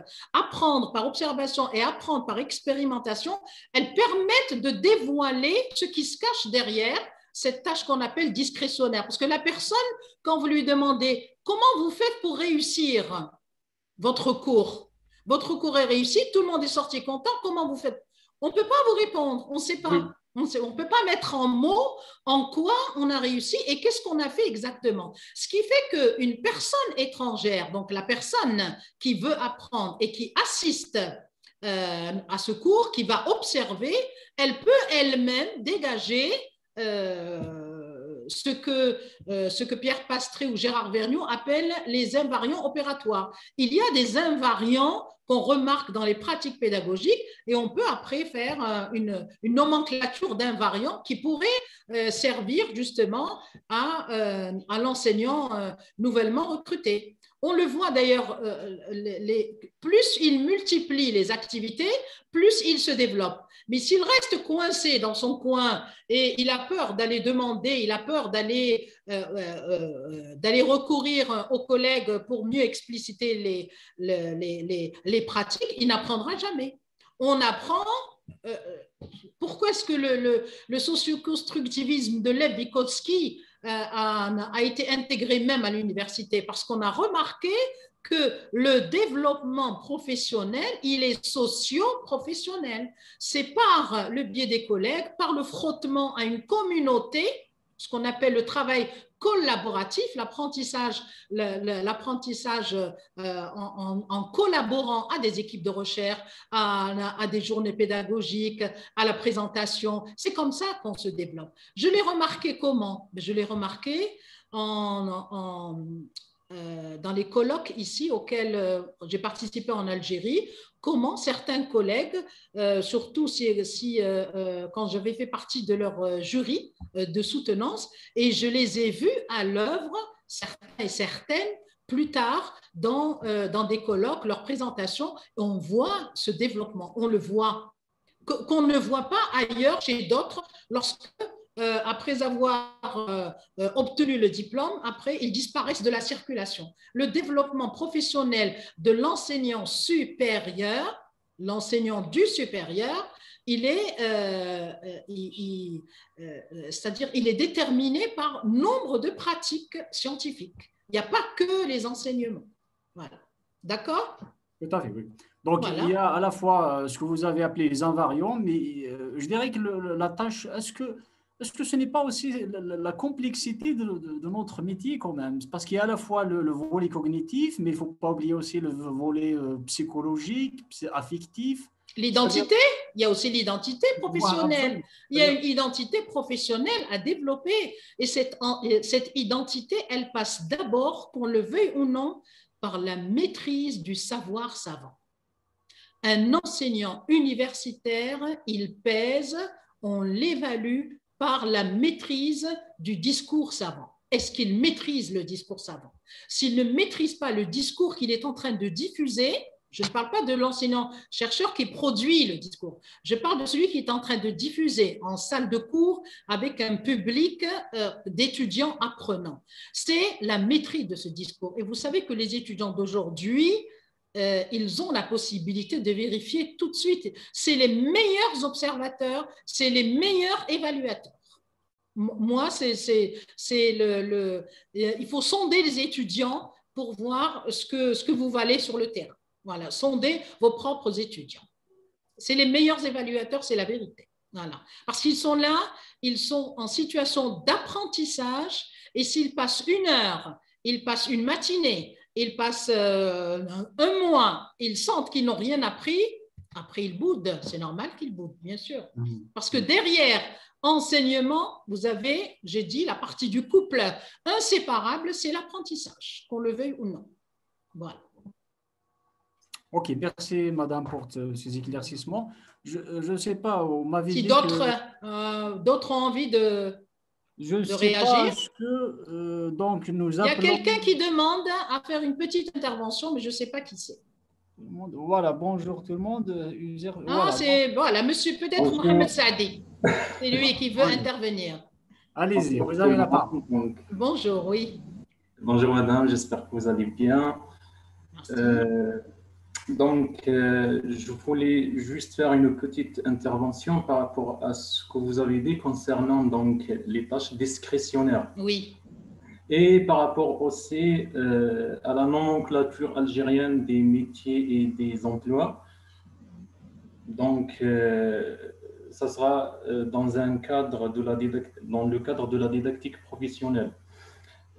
Parce qu'en Algérie, c'est vrai qu'à des moments, on trouve des descriptifs des métiers, etc. Vous avez donc fait un étalage des différents métiers qu'on trouve sur cette nomenclature. Mais donc là, je pense qu'il y a deux problématiques qui devraient être soulevées. Donc, à savoir, quand on voit ces descriptifs, c'est vrai qu'on est en train de détailler les différentes tâches que les différents professionnels sont appelés à faire, mais ce n'est pas vraiment en détail.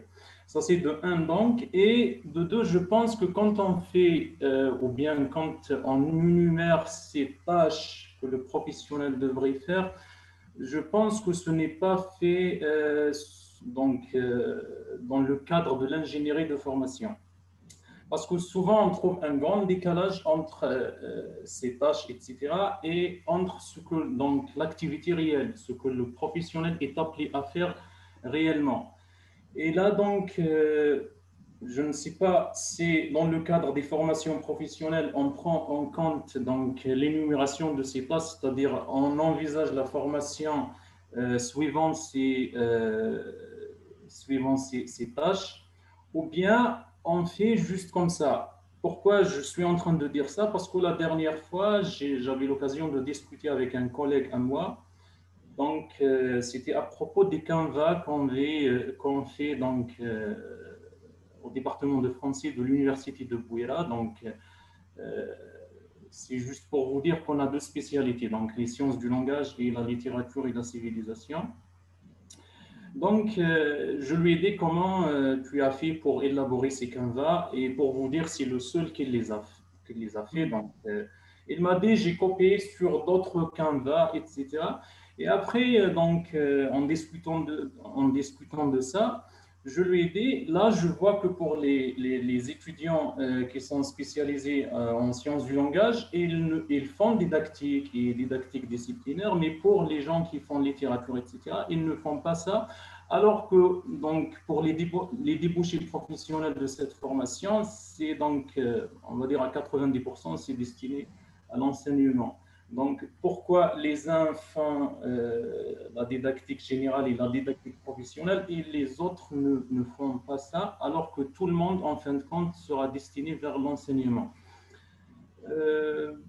Comme vous avez dit, madame, ça nécessite une enquête à grande échelle pour étudier tous ces points parce que c'est très profond, à vrai dire. Et moi qui travaille donc sous votre direction sur donc, le transfert des compétences des enseignants expérimentés vers les enseignants novices, au début, quand j'ai pris par exemple la gestion de classe, c'est-à-dire le côté pédagogique, etc., au début, ça m'a semblé donc une tâche facile à faire, mais après, en allant un peu en profondeur, donc j'ai découvert que pour, par exemple, rien que pour la gestion de classe, on trouve plusieurs composantes fonctionnelles.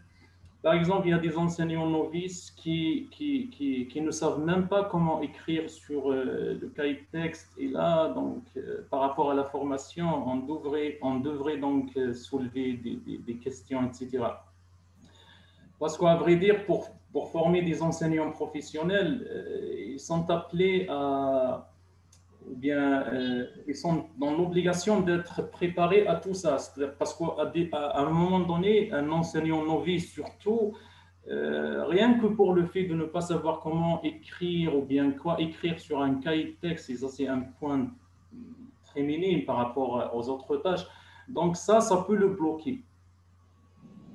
Oui. Donc, je pense qu'il y a un grand déphasage entre la formation professionnelle et le travail réel.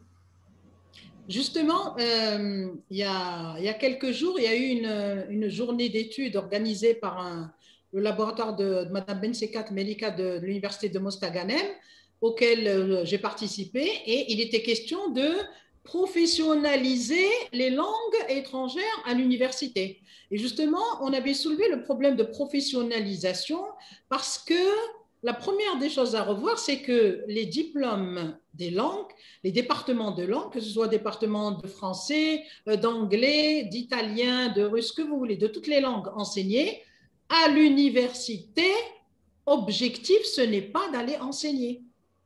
Et donc, quels sont les objectifs? On ne sait pas. C'est ça, oui.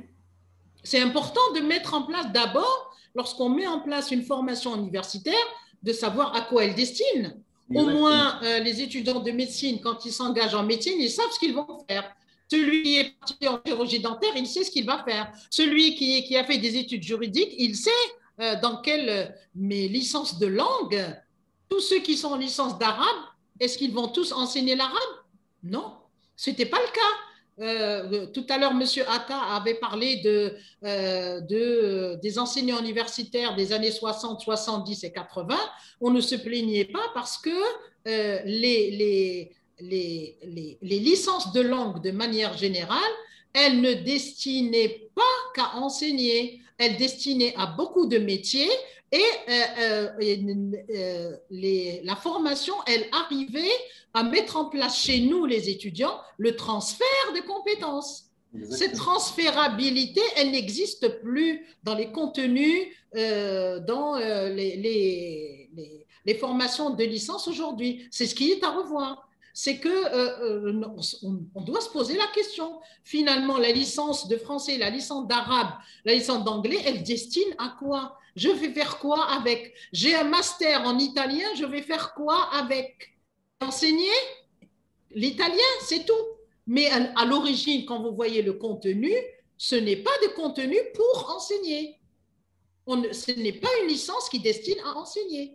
Et donc, je fais quoi avec? Voilà, il y a tout un travail. Il faut vraiment défricher ce terrain pour redéfinir les contenus en fonction d'objectifs précis. À ce moment-là, la pédagogie, elle aura sa place, bien sûr. Elle aura, parce que la pédagogie, elle n'est pas... il y a peut-être des actions, des activités universelles, mais il y en a qui sont déterminées par le contenu de certains modules et les objectifs de certaines filières disciplinaires. On n'a pas les mêmes objectifs quand on est en littérature et quand on est en sciences du langage. Ce n'est pas la même chose. Exactement. Aussi, madame, si vous me permettez, donc c'est par rapport, parce que la didactique professionnelle, pardon, au début, c'était juste par rapport à l'analyse du travail, mais après, il y a eu une orientation vers la conception des formations professionnelles et tout. Et donc, là, elle s'est basée sur l'ingénierie de formation. Et en Algérie, malheureusement, la première étape donc, de l'ingénierie de formation pour concevoir des formations professionnelles qui est donc l'analyse des besoins, ça, on ne le fait pas. Justement, c'est ce qu'on devrait avoir. Et c'est en fonction d'objectifs des différentes formations universitaires, lorsque les objectifs sont clairement définis, les contenus vont suivre et même les évaluations. On va évaluer en fonction d'objectifs bien déterminés. Ce n'est pas un examen juste pour faire un examen. Non, c'est un examen parce que j'ai envie de vérifier chez lui quoi, cet étudiant. Et donc, il y a beaucoup de choses à revoir. Voilà. Exactement. Merci, madame. Donc, de rien. Vous voulez poser une autre question, monsieur? Non, vous voulez poser? Non, il y a d'autres personnes, je crois, qui voudraient… En tout cas, on va y revenir. On reviendra vers vous si jamais vous voulez intervenir. Il y a juste une question ici, c'est monsieur Méziane Chérif. Quel est le statut de l'enseignant vacataire, généralement des doctorants, vis-à-vis de la pédagogie universitaire? La question, elle porte le statut. Le statut, c'est un vacataire, qu'on le veuille ou non. Mais un doctorant, il est quand même engagé dans une recherche. Un vacataire doctorant, ça n'a rien à voir avec un vacataire qui est tout juste titulaire d'une licence, c'est clair. Ce n'est pas la même chose. Celui qui est doctorant, quand même, il est engagé dans la recherche. Et s'il est engagé dans la recherche, la pédagogie universitaire, il va la développer en fonction de sa recherche à lui et en fonction des besoins de ses étudiants. Il est vacataire, d'accord, mais il va rejoindre sous peu le domaine de l'enseignement supérieur. Quand je parlais tout à l'heure des vacataires, il n'y a pas que les doctorants. Les doctorants ne posent pas de problème parce que d'ici quelques années, quelques mois, il va rejoindre le domaine. Mais je parlais des vacataires titulaires de licence. Vous savez que beaucoup d'universités en Algérie, dans les années 80, ont ouvert on va dire, il n'y avait pratiquement que des vacataires. Beaucoup de départements ont fonctionné avec des vacataires. Et un vacataire, à l'époque, c'était un titulaire d'une licence. Un titulaire d'une licence, il ne peut pas assurer un enseignement universitaire. Ce n'est pas vrai. Il faut qu'il soit formé. Mais un doctorant, non. Il est déjà dans la formation de recherche. Il est dans la recherche. Et celui qui est dans la recherche, il développe de lui-même quelques notions de traitement pédagogique, parce qu'il a en face de lui des étudiants qui sont en train d'apprendre comme lui, il est en train d'apprendre. Donc, les questions vont se nourrir mutuellement, si vous voulez. Voilà, j'espère que j'ai répondu à votre question, monsieur Méziane. Voilà. Merci, madame, pour cette réponse. Je ne sais pas. Donc, nous devrions juste peut-être rappeler à nos chers participants et participantes qu'ils doivent nous envoyer leur nom et prénom et leur université de rattachement par mail. D'accord, oui. Je ne sais pas, est-ce qu'il y a quelqu'un d'autre qui voudrait intervenir, parce qu'il nous reste une quinzaine de minutes. Donc, si jamais quelqu'un voudrait intervenir, il n'a qu'à se présenter et on lui donnera la parole. Il n'a qu'à activer aussi le micro. Voilà, s'il n'y a pas de volontaire, j'en ai une autre petite question. Oui, profitez, allez-y. Tout à l'heure, vous avez parlé de l'enseignement à l'université. Vous avez dit que théoriquement, on va le situer dans un continuum. Ça veut dire qu'il y a à la fois une préparation pour la vie professionnelle, donc former des enseignants, des avocats, etc. Il y a aussi le volet recherche. Donc, la recherche, préparation pour le travail, pour les métiers. Donc, dans ce continuum, puisqu'on est en pédagogie, où est-ce qu'on va se situer? Ça veut dire pour le cas de la formation actuelle de l'Algérie. Ça veut dire, du côté travail, on se plaint qu'il y a un décalage. Du côté recherche, on se plaint aussi qu'il y a la recherche avance tant bien que mal, mais il y a encore des manquements. Donc, quel est votre constat dans ce continuum? Eh bien, dans ce continuum, justement, il faut une analyse de ce terrain. L'analyse de ce terrain, elle est primordiale. Cette enquête, les observations qu'on doit faire, elles apporteront énormément pour mettre en place ce dispositif de formation, pour former cet enseignant, à la fois pour qu'il prépare, donc je vais préparer cet enseignant à préparer l'étudiant à la vie active. Je mets l'accent sur quoi? Je vais insister sur quoi? Et lorsqu'il s'agit de former à la recherche, justement, former à la recherche pour en faire quoi? C'est vrai que former à la recherche, c'est quelqu'un qu'on va récupérer dans l'enseignement universitaire en tant qu'enseignant-chercheur. Mais lorsque je le mets dans le pôle emploi et je vise l'étudiant qui est prêt à aller travailler, la pédagogie, il y a des points communs. La pédagogie, le point commun, je l'ai dit tout à l'heure, c'est développer chez lui la capacité de résolution de problèmes. Ce qui fait que, quelles sont les activités que je vais mettre en place? C'est en termes d'activités. Je vais choisir des activités, d'abord où il y a un retour réflexif sur cette activité.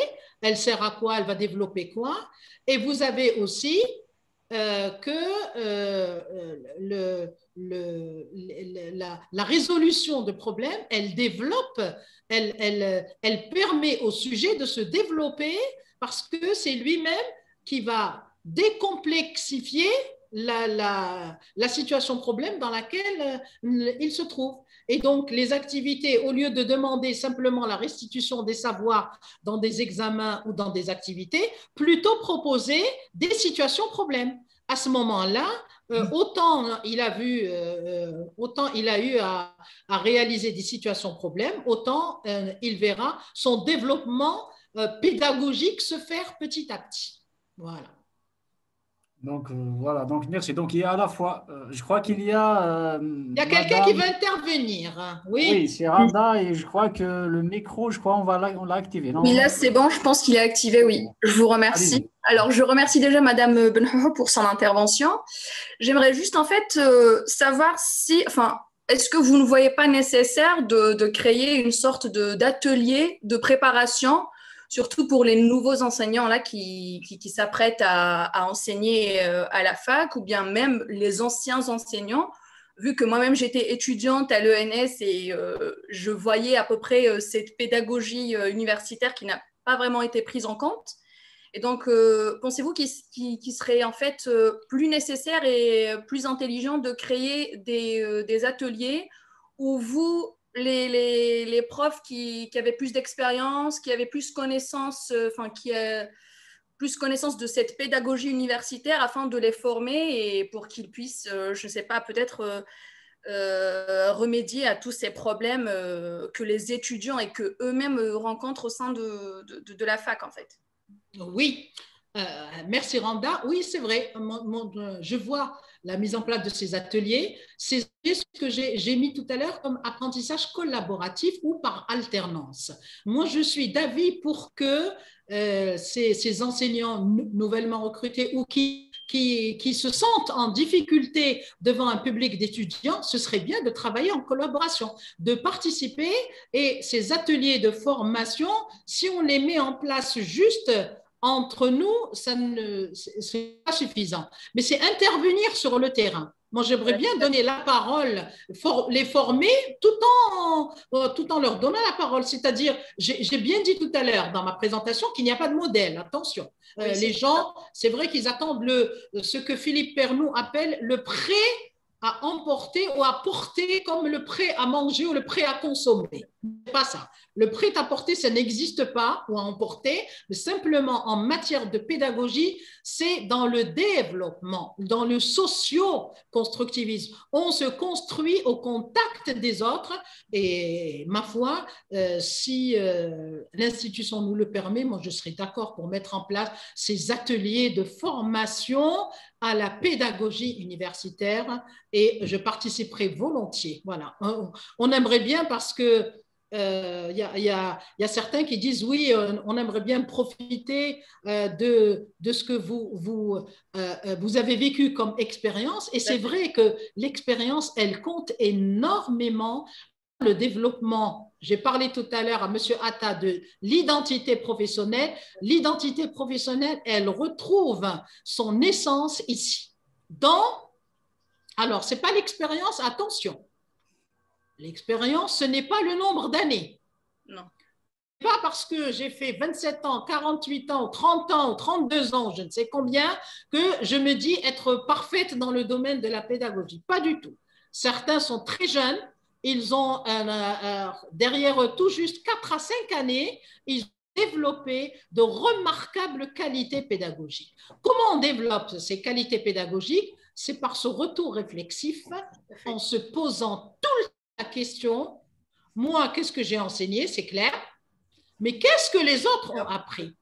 Rares sont les enseignants qui se posent cette question. Ce n'est pas la peine de la poser aux étudiants parce qu'ils peuvent ne pas savoir. Parce que le métier, la tâche discrétionnaire, entre autres complexités, ce n'est pas comme un fellah qui voit son fruit au bout de 3 mois, au bout de 9 mois, Nous, le fruit, on le voit à moyen et à long terme. Ce n'est qu'après, ce n'est pas en faisant qu'on remarque tout de suite. Donc, se poser la question dans l'immédiateté, on n'a peut-être pas de réponse, mais ce serait bien de voir est-ce que de telle période à telle période, est-ce que j'ai appris? Aujourd'hui, dans le cours, qu'est-ce que j'ai appris? Lorsqu'on se pose la question, eh bien, le développement, il se met en place tout seul. Voilà. Ces questions de retour réflexif, elles sont très importantes dans le développement des pratiques pédagogiques. Et je suis pour ces ateliers, ce serait très, au contraire, en travail collaboratif et surtout par expérimentation. C'est très important. La recherche-action, elle voit son fruit ici. Lorsque je mets en place quelque chose et je vais l'expérimenter pour voir comment il nous retourne à nous qui avons mis en place le dispositif ou bien l'expérimentation. Voilà. Merci. De rien. Merci, Madame Benhou. Je ne sais pas, il nous reste 7, 8, 6 minutes, 7 minutes. Je ne sais pas s'il y a quelqu'un qui voudrait intervenir. Randa, vous voulez ajouter quelque chose, Madame? C'est bon? Bon, en tout cas, moi, je peux terminer en disant que, en sollicitant l'institution, le ministère de l'Enseignement supérieur, justement, devrait peut-être constituer un groupe de recherche ou un groupe de travail qui réfléchirait à ces contenus, parce qu'il y a un arrêté, d'accord, mais il n'y a pas de contenu. Et les contenus sur la plateforme via l'université de Constantine, comme le disait tout à l'heure M. Askari, on ne sait pas encore quel est l'impact et quelle est la valeur de cette formation. Donc, ce serait bien de constituer une commission ou un groupe de recherche qui étudierait les cours en ligne et puis voir comment est-ce qu'on peut accompagner les enseignants en difficulté, à condition, bien sûr, qu'ils reconnaissent qu'ils sont en difficulté, parce que il y a encore certains qui ont vécu ces moments difficiles, mais qui ont la crainte de les mettre à nu, de peur d'être regardés de manière péjorative, etc. Alors que non, on peut très bien vivre des moments douloureux dans la vie professionnelle, et ce serait bien d'en parler d'abord pour se développer et pour faire en profiter d'autres. Donc, moi, je fais appel à l'institution, ministère de l'Enseignement supérieur, pour mettre en place ce groupe de recherche, d'évaluation et de réflexion à des contenus pédagogiques et bien sûr dans différentes filières, parce que quand on est en sciences humaines, on n'intervient pas de la même manière que dans les sciences dures, etc. Les langues à part, les sciences humaines, les sciences dures, ce serait bien. Voilà. On va peut-être clôturer sur cet appel du cœur de Madame Benhou. Oui, sincèrement. Nous vous remercions beaucoup d'avoir accepté. C'est moi qui vous remercie de m'avoir invité à ce webinaire et j'ai été très contente de retrouver donc mes étudiants et de participer comme ça, de manière vive à la réflexion. Ce sont vous les jeunes qui êtes l'avenir de l'Algérie. On compte sur vous, on compte sur le développement de l'université algérienne grâce à vous, grâce à vos recherches et grâce à votre dévouement. Le plaisir est partagé. Donc, il y a juste Madame Hamdad qui dit merci Oui. beaucoup, professeur Benhouhou, pour cette belle conférence. Oh, c'est moi qui vous remercie, Madame Hamdad, d'avoir fait appel à moi. Je vous remercie toute l'équipe, donc Madame Cécile Nawel, Madame Iman Wahib, tout le personnel, toutes les personnes engagées dans la nucléaire. Je vous remercie vivement et à d'autres rencontres scientifiques, pourquoi pas. C'est partagé. Donc, nous rappelons juste à nos chers participantes et participants qu'ils doivent nous envoyer leur nom et prénom et université de rattachement pour qu'on puisse leur confectionner les attestations de présence.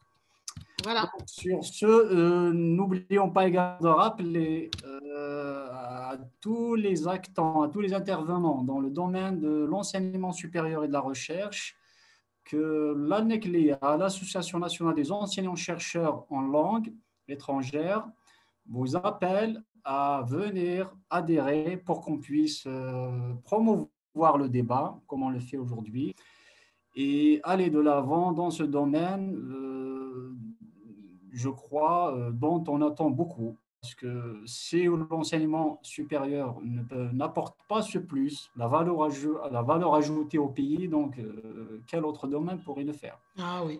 J'espère que l'appel parviendra. Je crois qu'on a tout dit, madame, je pense. Donc, on va peut-être finir sur ça. Donc, je vous dis, portez-vous bien. À une prochaine rencontre. Allez, prochaine rencontre. Allez, au revoir tout le monde. Et merci.